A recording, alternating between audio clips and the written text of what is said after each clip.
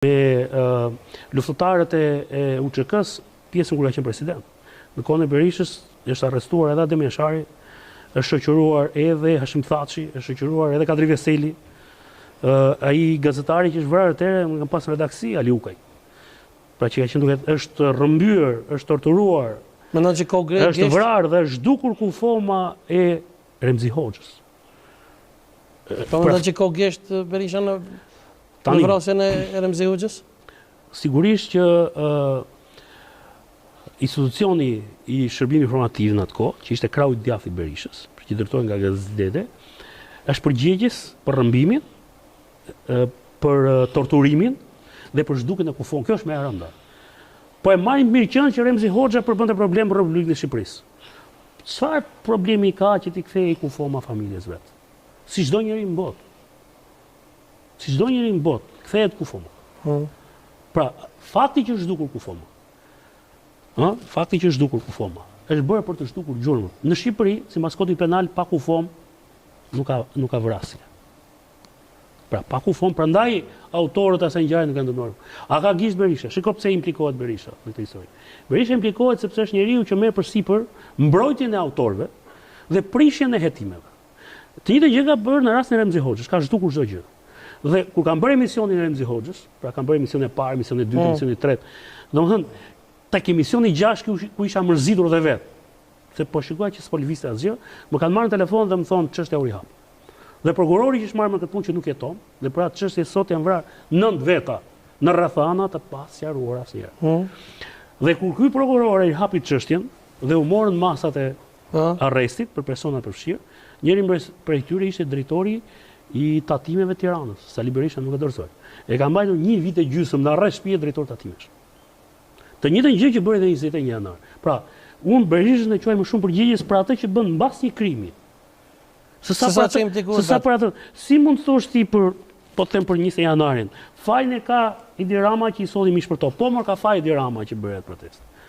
Po kur ai ti sjell mish për top, ti pse i vret? Se ti e ke kuptuar që ai po i sjell mish për top, po ti po merr jetë njerëzish. Dhe ato janë të pakthyeshme. Ato janë, pra, politikanët në Shqipëri sot nuk janë thjesht të korruptuar. Korrupsioni është gjëja më e vogël e tyre. Edhe pse ne duam t'i dënojmë si Al Capone tani, meqense nuk i provojmë dot vrasjet atyre, duam t'i dënojmë për evazion fiskal siç u dënuar Al Capone. Por krimet e vërteta që kanë bërë politikanët anë është nuk jo thjesht i kanë vjedhur bashkomasit e vet. Jo thjesht i kanë lënë mbrapa të tjerëve. Jo thjesht i kanë shtypur, por dhe i kanë vrarë. Dhe ky është një problem i madh. Por ne sot në Shqipëri, por edhe në Kosovë, vetëm këtu ka një problem tjetër se Kosova, duke qenë që ka një mbikëqyrje më të madhe ndërkombëtare, është vënë para një fakti që unë se kam hasur në vend tjetër të botës, se si mund ta marrësh elitën politike të një vendi e ta burgosësh me miratimin e tyre, se është një diçë e miraton vetë, se nuk është se pra e miraton vetë. Pra, problemi real që ne kemi sot me elitën politike në Shqipëri, por që nuk është më pak edhe në Kosovë, sepse ata janë të lidhur me njëri tjetrin, sipas interesit, ju keni parë, diku bashkohen, diku përçahen, diku luftojnë me njëri tjetrin. Madje më duket sikur Amushi me Ramën, po të dilin në një cep aty, do të bënin boks. Sot janë kthyer në miq. Kjo tregon që edhe kur kanë qenë në betejë, nuk kanë pasur aq seriozisht. Prandaj thashë që ne më mirë do të na vlenin kryeministra si Hoti, i cili që s'bojnë probleme bile. I cili nuk e bën këtë punë.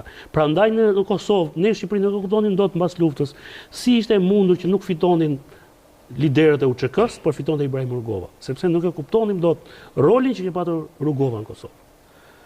Sa vonë edhe Thaçi e kuptoi që nuk fitonte votat duke sulmuar Rugovën.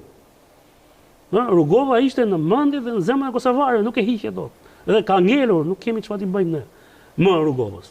Por ishte njeriu që ngjalli shpresën, krijoi bindjen që Kosova mund të jetë. Shiko, edhe ai mund ta ketë menduar dhunën, por nuk i dilte llogaria.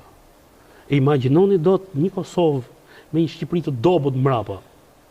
Shumë të dobët mbrapa. Ti bëj ball një makinerie ushtarake siç ishte ushtria serbe, e pajisur deri në dhëm, e mbështetur nga kriminal, ne pam se çfarë bën.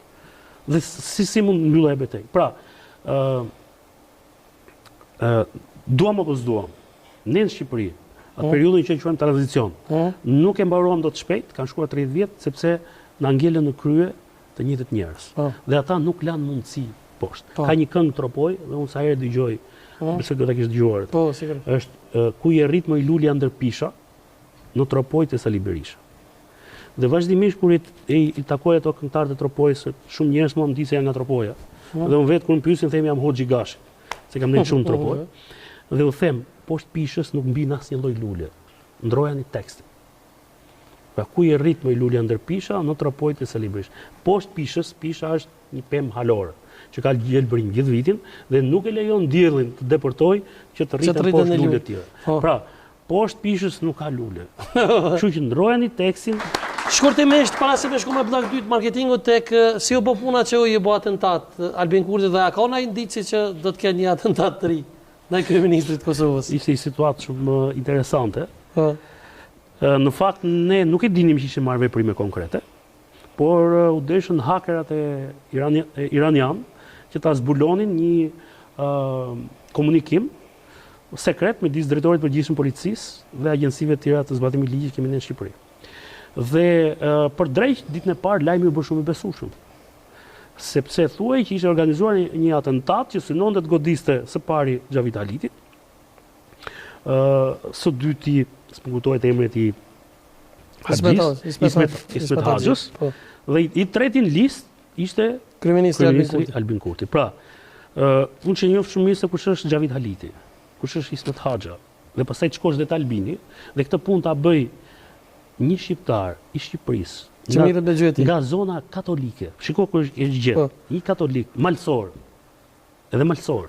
Pra, ishin shumë element që dukej që ishte një ngjarje kaq bukur e stisur, sa me të vërtet, nëse do të kishte qenë e vërtet, do të krijonte probleme shumë mëdha. Dhe duke mos ky personazh që unë e kam njohur për shembull këtë trillim në Martën, pa ishin gjatari ose trillimin kush e voni ose bjeshkata. Shikoj, ngjarja ka ndodhur këtu në Kosovë. Pra ai është ndaluar në Kosovë. E di, po si ngjarje kush e inicie. Tani kjo është një gjë. Servimet sekrete serbe apo? Edhe kjo është një gjë që ende nuk është verifikuar.